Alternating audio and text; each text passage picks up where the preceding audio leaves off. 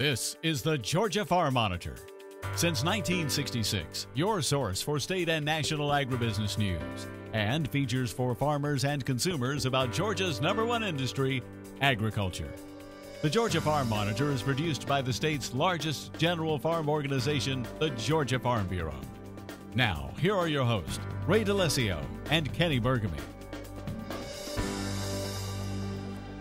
All right, good morning, afternoon, or evening, whatever time you're watching us. We're just thankful you've set aside 30 minutes to spend with us. This is the Georgia Farm Monitor.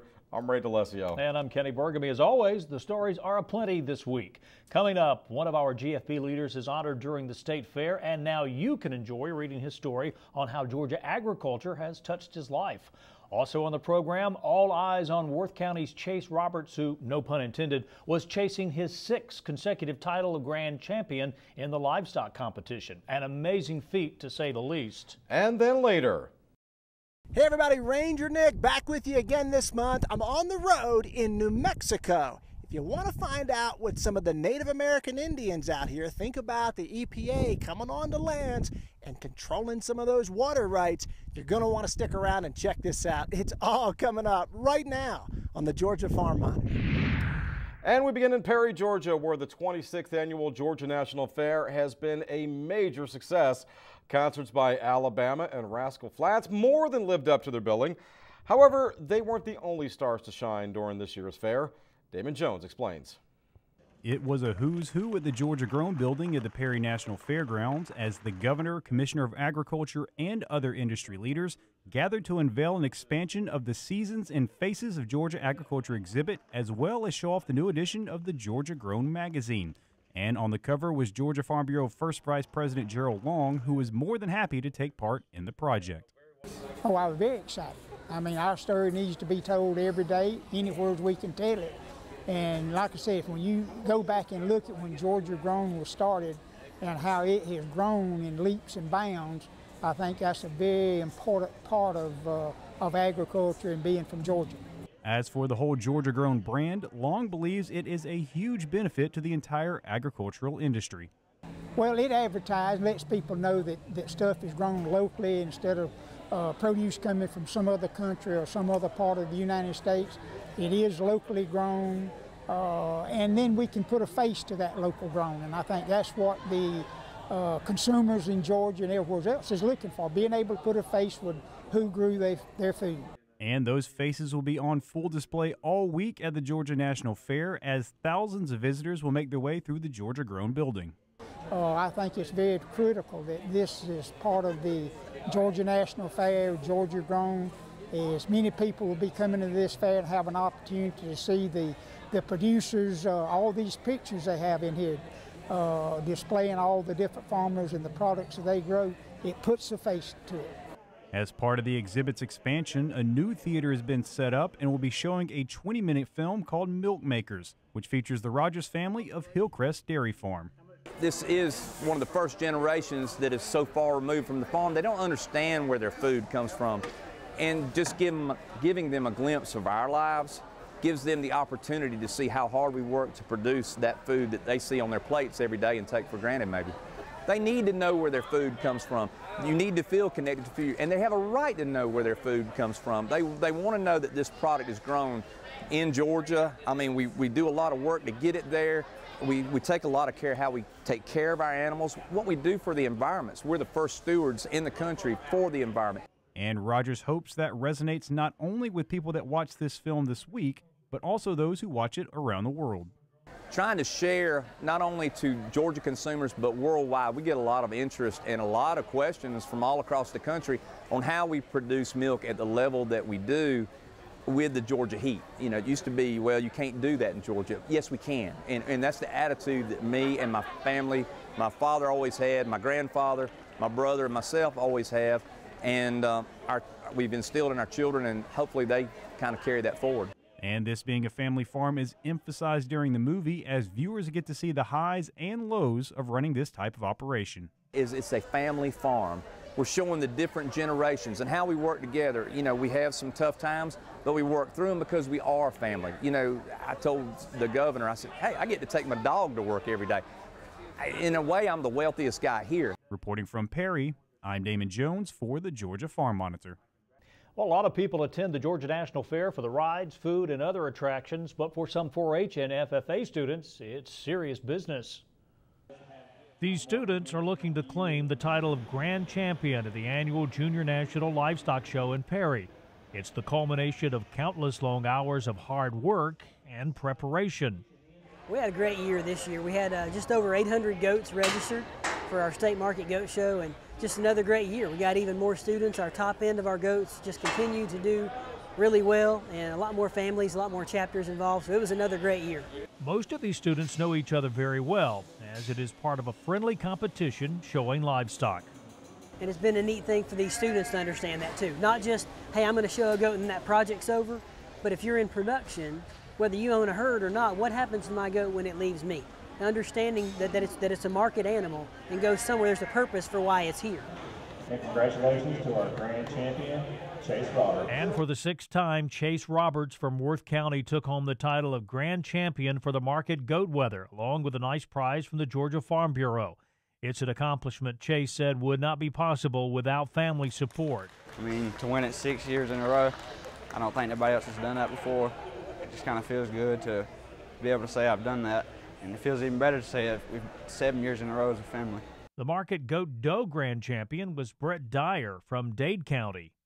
The hardest part probably getting here was just doing it. I mean, it's a lot more than showing up here and doing it. You gotta do all the stuff to get here. You gotta feed them right, you gotta manage them right, and you gotta work them when you get here right. And it's long days in the barn after school.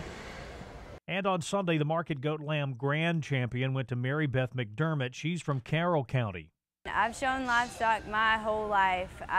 My brother started when he was young, and I started when I was 3.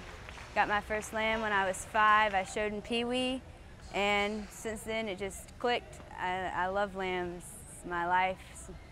I'm so glad I could go out like this. This is the best way to go out, honestly. Could win. I'm just still shocked, but I'm thrilled. It's crazy. Ben Lastly said these livestock projects are something every child should be encouraged to be part of during their youth. It does, yeah. These young people work months on these animals. You know, this is a good opportunity for them to learn about what it's like to care for a life other than their own. Some of these students have grown up in agriculture, and some have not. So this is their first taste into agriculture. So learning what it takes to take care of another life, and then to understand that this animal is going into the food system. Or going into a breeding system if it's a female animal, and what it means to keep that animal and take it home, and genetically what it means to make their herd better or to make the industry better. So it's a great learning opportunity for these students. All right, Kenny, nice job, sir. Well, the numbers continue to come in after the recent flooding in South Carolina, and suffice it to say, they are staggering and heart-wrenching. In a recent statement, South Carolina Ag Commissioner Hugh Weather said that while touring the state, he was shocked to see thousands of farm acres underwater, farm buildings standing as islands in the water, and farm roads washed away. According to Weather's quote, conservative early estimates are that direct crop losses from the recent flood may exceed $300 million, unquote. Now, the crops affected include peanuts, cotton, fall vegetables, soybeans, and some timber. Poultry farmers are also working to repair access roads to get feed trucks to their flocks. Weather said a request has been sent to the U.S. Secretary of Agriculture for a disaster declaration to be made. Now, if you are a South Carolina farmer and need assistance or have questions about crop insurance, here is the information you need to know. Farmers should contact the local USDA FSA office serving their counties, or Ken Jameson with the state USDA FSA office at 803-806-3820, extension 107. You can also email him at the address you see there on your screen. Additionally, you can contact the South Carolina Department of Ag in Columbia at 803-734-2210. Meantime, UGA's College of Agriculture has added another member to its Hall of Fame. Former Georgia Senator Saxby Chambliss was given the honor during a recent banquet as part of the college's alumni award ceremony. Chambliss, of course, served in the House and Senate for 20 years.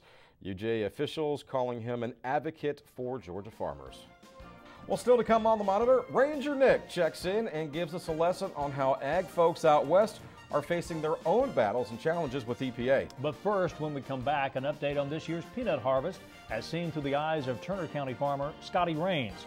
Stay with us. You're watching the Georgia Farm Monitor.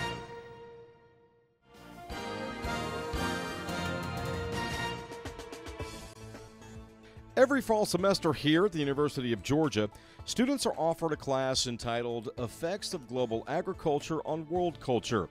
It's an examination of the complex global relationship between agriculture and human culture. More specifically, it explores how humans have modified their environment to produce food and the effect that it has on cultures, national and international politics, social interactions, economics, and the environment. One of the things that we have noticed over the years is that students have misconceptions about how their food is raised, as well as misconceptions about the impact that they have when they purchase food on how their food is raised.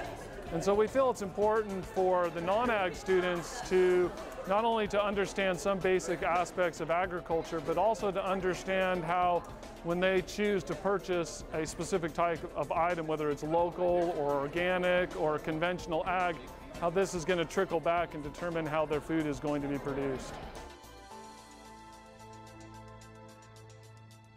In the United States, only 1% of the population farms, and so for most of the students, they haven't even met a farmer. And so just an opportunity to meet a farmer when they come to our class to speak, and also to understand that those people that are producing their food are people that want to bring a healthy product to these individuals. Secondly, I'm hoping that students get excited about agriculture, and maybe some of them change their majors to want to get involved in a field that has such a great impact on everybody in the world. And then lastly, I want students to be good consumers, so that when they make a decision on what they're going to purchase, they actually have an understanding of what is the science behind it, what is the culture behind it, as well as what is the implications of their decisions. Well, if you've taken a Sunday drive recently on country roads, you may have noticed that Georgia peanut producers are busy in the fields harvesting this year's crop. Yeah, the Monitor's Mark Wildman traveled to Turner County to see how the peanut crop looks and to see how the weather is affecting this year's harvest. Scotty Rains is glad to see the harvest season, and he is glad to see the dry weather.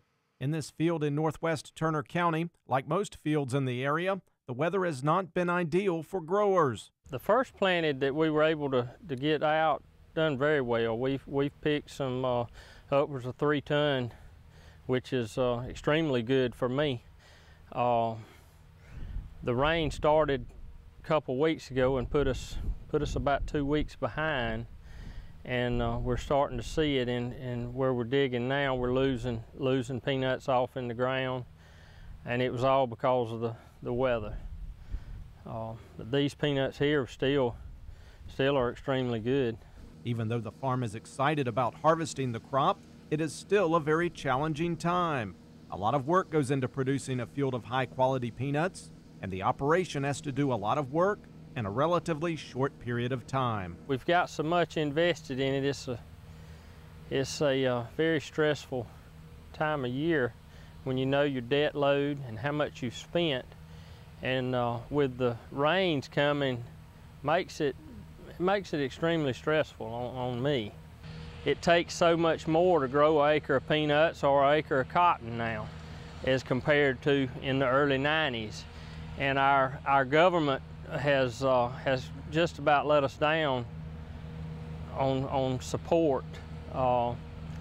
You know, that governmental support that we had back in the early 90s made such a big difference. And now it's no longer there. We're supposed to have a insurance program, and we basically have no safety net.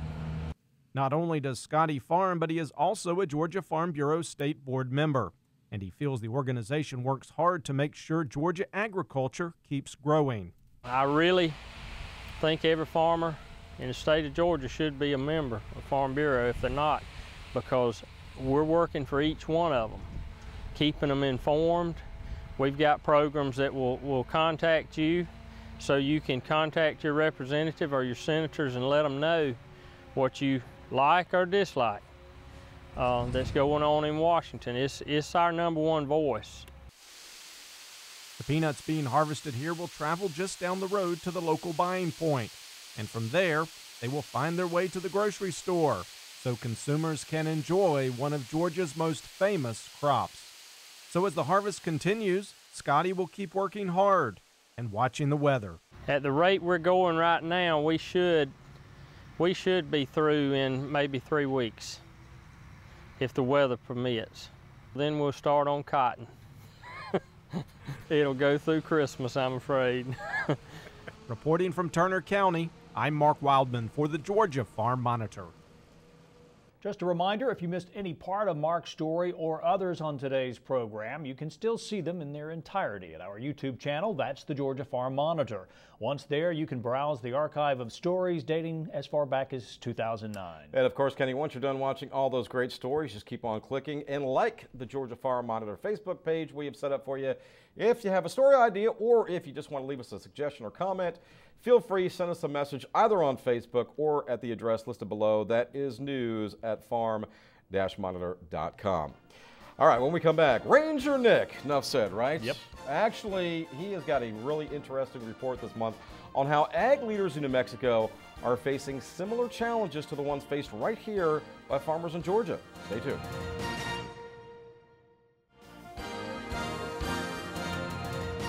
Fall morning and the Rutherford County Farmers Market is packed. And why not? Look at all the beautiful produce you can buy here. This is where you'll find Rachel and Hunter Dorton twice a week. They receive government assistance to help pay their food bill and can now use those benefits here. Well, we use most of our benefits at the farmers market. We get all of our fresh produce here, our meat, milk. You get a lot better prices here too. You can get more produce for what you're paying.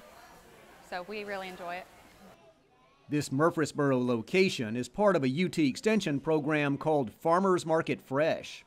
Here people who receive aid from the Supplemental Nutrition Assistance Program or have an electronic benefits transfer card can shop here. In the past, many recipients could mostly only purchase preserved foods, but now they can also use benefits for just picked, much healthier fruits and vegetables. Increasing the fruit and vegetable consumption of everyone, at least 5 fruits and vegetables, may even shoot for 8, but fresh fruits and vegetables from your farmer's market grown locally is definitely what we're encouraging with this program.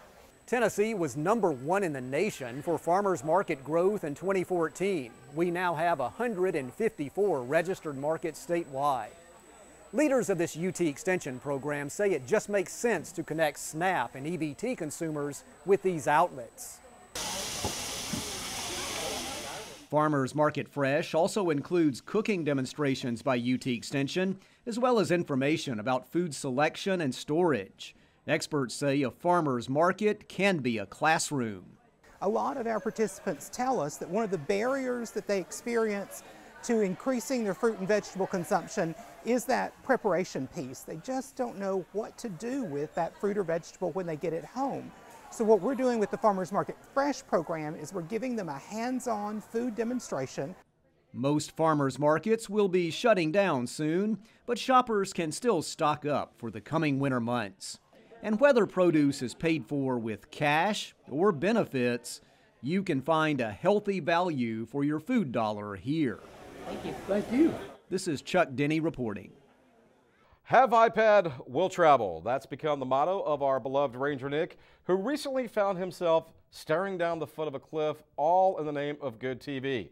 This month, Ranger Nick, a.k.a. Dr. Nick Furman, files a report from the mountain range of New Mexico.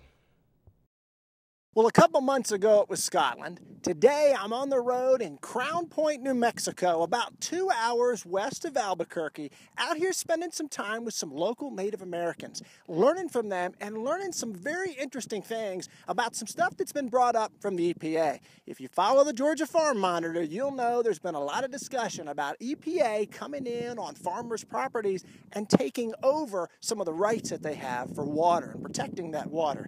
Well, I had a chance to sit down with a couple of Native American Indians, some Navajos out here, and learn from them about the things that are happening here in New Mexico. And plus, while I'm out here, I thought there'd better be a chance for me to show you maybe some wildlife and get a chance to look around some of this beautiful scenery behind me. Cannot believe I'm actually on the edge of a cliff right now. I'm not going to do it. I'm not going to do it. I'm not jumping. Check this stuff out.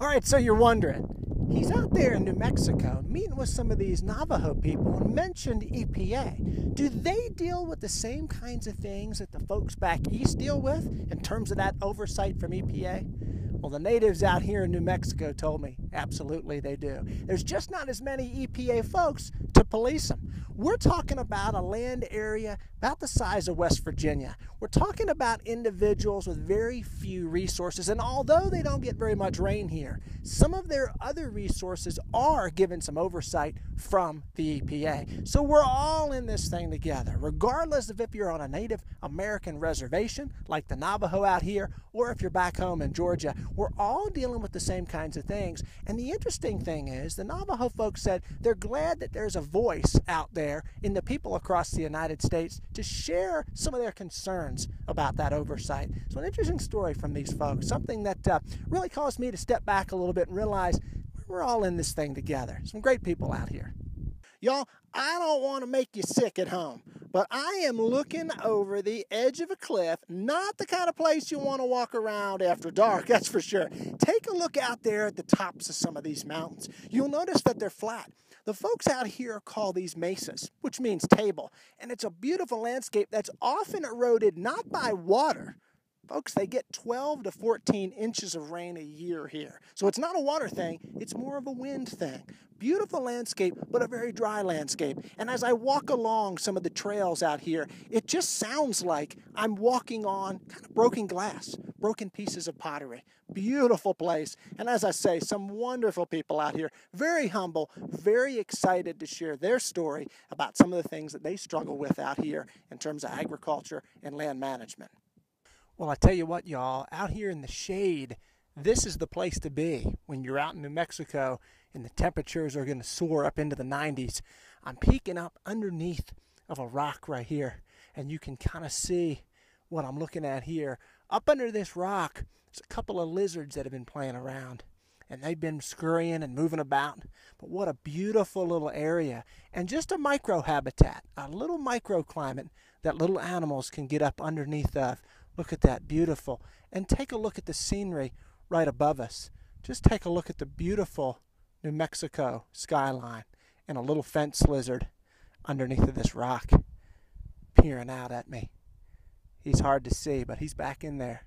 Well, what'd you think? Wasn't this cool? Getting to hang out on the road and spend a little bit of time together out here in New Mexico, learning about some of the struggles of the Navajo folks, learning about some of the things out here in this landscape, and even some of that EPA stuff. I hope you've enjoyed hanging out with me. And I look around at a landscape like this and all the beauty that's been out here and the things I've looked for in terms of wildlife, and I just realize we are all so fortunate to live here in the United States. And I'm really fortunate that you put up with me and allow me to come into your homes and watch me every month. I'm forever grateful for that. Y'all, thanks so much for hanging out with me. Have a great rest of the month, and I look forward to seeing you right back here on the Farm Monitor next time. See ya. I'll tell you what, that Ranger Nick, he is we're going to send him to Alaska next. How's everywhere. That? Hey, that's going to do it for this week's edition of the Georgia Farm Monitor. Just a reminder for all the latest ag info regarding food, great recipes, and what's happening down on the farm. Check out our Twitter, Facebook, and Pinterest pages. You'll stay informed and see what's up in the world of farming and the Farm Monitor Show. Take care, everybody. We will see you next week right here on the Georgia Farm Monitor. Have a great week, everybody.